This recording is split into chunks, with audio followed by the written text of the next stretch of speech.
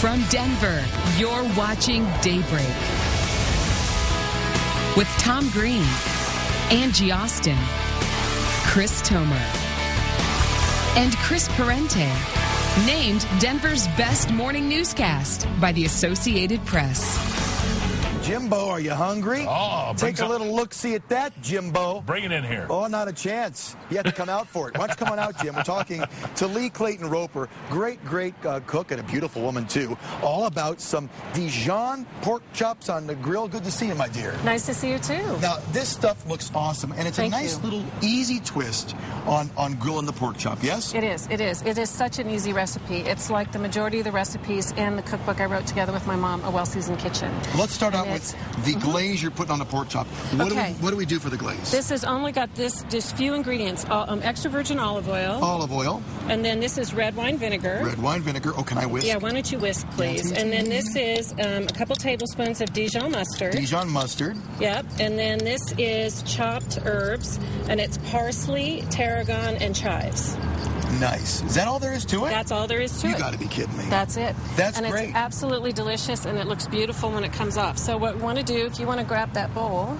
Okay, got and bring it over here. We've got the grill. You take, these are boneless pork loin chops. Boneless pork loin. Set them on the grill, just like that. And then you take the sauce.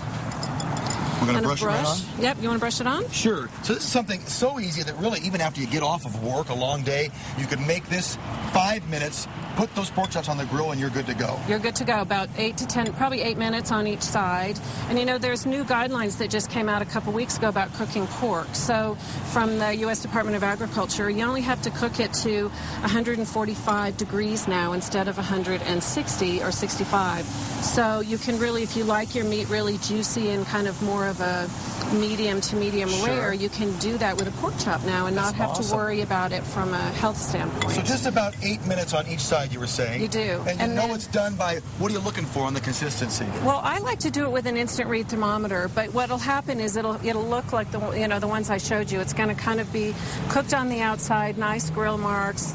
The outside will be nice and browned, and you kind of poke it with your finger, and it's not. See how it's real soft now? Sure. It's going to be harder than that, so you can kind of do it by feel. It and looks then good. While that's cooking, just quickly, here's what you do with the arugula. This is arugula, also known as rocket, if you are using a recipe from somebody like Jamie Oliver in England, and you just put it in a bowl, toss it with some olive oil, put in a little salt and pepper, and that's it. And you put it on the plate with the pork chop. And what I have here, there's different forms of arugula. Right. And I always wondered what the difference was, because sometimes I buy it and it looks like this, and sometimes I buy it and it looks like that. So I'm thinking that's poison oak and that's poison ivy. Am I right? You're close. You're close, because this one is wild arugula.